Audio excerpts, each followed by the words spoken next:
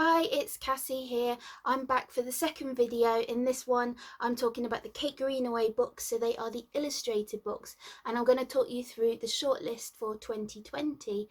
They are 8 books. I'm really sorry, I can't show you inside the books for copyright reasons, but I will talk to you about them as much as I can in a very little short video and show you the front covers, which will give you a bit of a taste of the beauty inside. First up, we're going alphabetically by illustrator this time because the medal is awarded to the illustrator rather than the author. So first up we have Poonam Mystery with You're Snug With Me. This is written by Chitra Soundar and it's just stunning. Look at it, it actually sparkles on camera. Oh, that's fabulous. It tells the story of Mummy Polar Bear and her 2 cubs as they come out from their little cave hidden in the snow and explore the world for the first time. The story that runs through it is just beautiful. The illustrations are absolutely stunning. I'm going to show you that up really close. There's lots of really geometric patterns. It's very stylized and it's absolutely beautiful. It's a really heartwarming story, but it's just a feast for the eyes all at the same time. You're Snug With Me is all about our parents or our carers being there for us, making sure that everything is okay, and knowing that because somebody out there loves us, somebody's looking out for us, that everything is going to be okay. So that is You're Snug With Me. Book number 2, you might have come across this book before in school. It's an older story, so it's The Iron Man, which was written in 1968 by Ted Hughes, and this version is illustrated by Chris Mould. You can also see from this cover, I love it when you can see a shiny cover. This is beautifully illustrated. We'll know the story of the Iron Man and how he meets a little guy here called Hogarth. You see him. But Chris Mould's illustrations throughout this bring real life and a brand new kind of breath of fresh air into a really quite an old story now for children. But it brings it to the new millennium, to the new world, and for a brand new generation as well. The illustration style is perfect for showing the scale, as you can see here, of the Iron Man, and it's really good as it gets going on and we see the evil character as well. I'm not going to tell you anymore because if you haven't read it before, I want you to, but bask in the wondrousness that is The Iron Man by Chris Mould. Next up, we have The Suitcase, written and illustrated by Chris Naylor Ballesteros. This is absolutely a powerhouse of a story. It's so simple, but it's so effective. The story is very simple, but also the illustration style. So let me introduce you to these guys. You don't need to see me for this bit.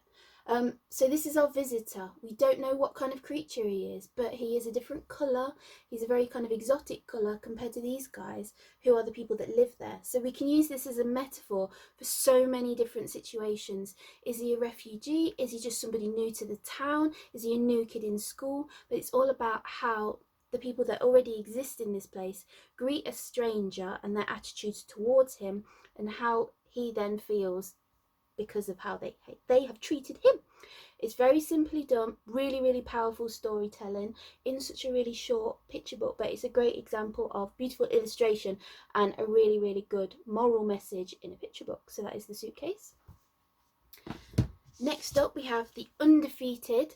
So this is based on a poem written by Kwame Alexander, who you may know as a teenage or a young adult author, and illustrated by Kadir Nilsson.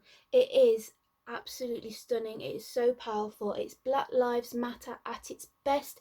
It is celebrating Black people in American history. So we've got different sports stars, we've got political figures, we've got artists, we've got musicians. It's just an amazing book. It's really interesting because you can learn a lot from it, but the way that it is done is so powerful. There are some more emotive references to American history and Black people in American history. We have reference obviously to the slave trade and more recent acts of racial violence, which sings very true to what is happening in the world at the moment right now. It is so powerful. The words of the poem, the illustrations together, it is absolutely stunning. So as you can see from the illustrations, they are very lifelike, they are very powerful, and some of them are very simple. There are some pages where there's just a couple of people, and it's the expression and the look that they're giving you that really kind of gets that message over. So that is The Undefeated. Next up we have The Dam. This is written by David Almond and illustrated by Levi Pinfold, and as you can see, it is landscapes, it is beautiful.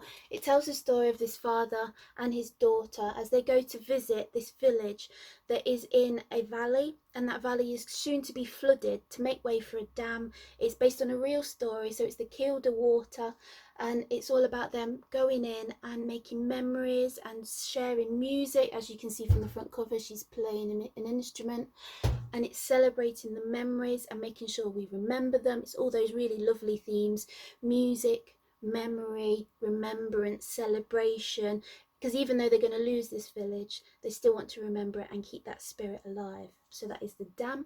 As you can imagine, there are some absolutely stunning scenes. The use of colour in here is absolutely amazing, and it's a feast for the eyes. I'll leave it like that. That is the Dam. Okay, then next up this is an unusual shape, this one. This is Mary and Frankenstein. So it's written by Linda Bailey and illustrated by Julia Sada, and it is about the story of Mary Shelley and how she came to create her monster Frankenstein, the book, because this is Frankenstein's monster. We know the difference. We definitely know the difference. So it's all about her life.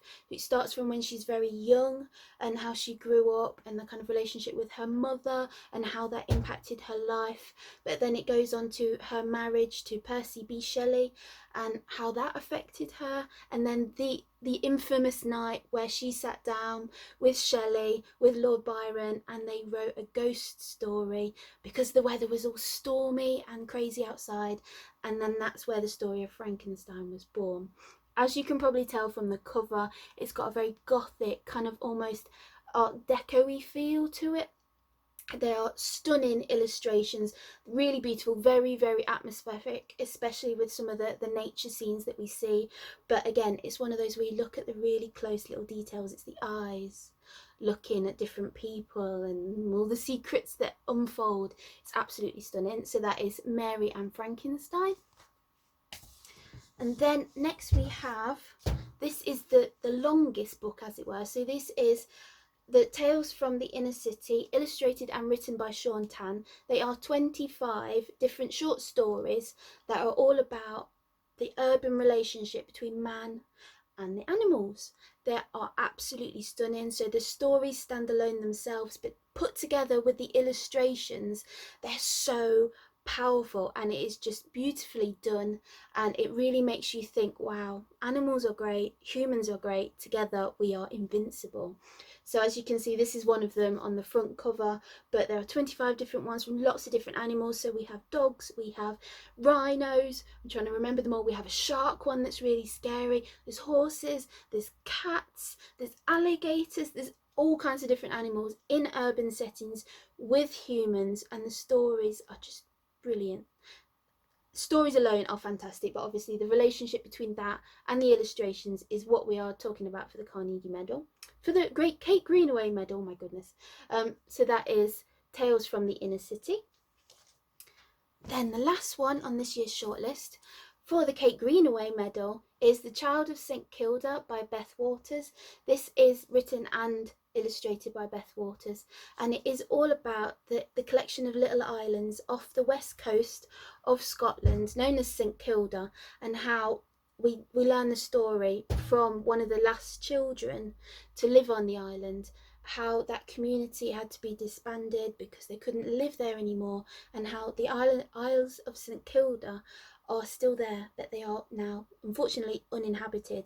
It is absolutely beautiful, the kind of landscapes that we see, but we also learn from the story and from the illustrations all about life on St Kilda and on those collection of little islands, and how different that is to our life now. And there's a wonderful bit at the end of the book where it's like a scrapbook, and it shows you kind of how the research was done into the story, and it's stunning. I didn't know about St Kilda before this, but it was a real kind of journey. It's like going on holiday and going back in time, experiencing what life was like on a remote island that's like 160 kilometres away from mainland Scotland, and how people lived. It's very interesting. So that is The Child of St Kilda.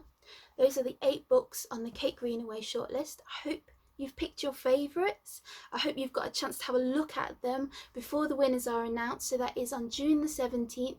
They're going to be announced on BBC Radio 4 on the Front Row programme at 7:15. So make sure you're listening and hopefully your winners will win. Thank you very much, and I will see you again soon. Bye.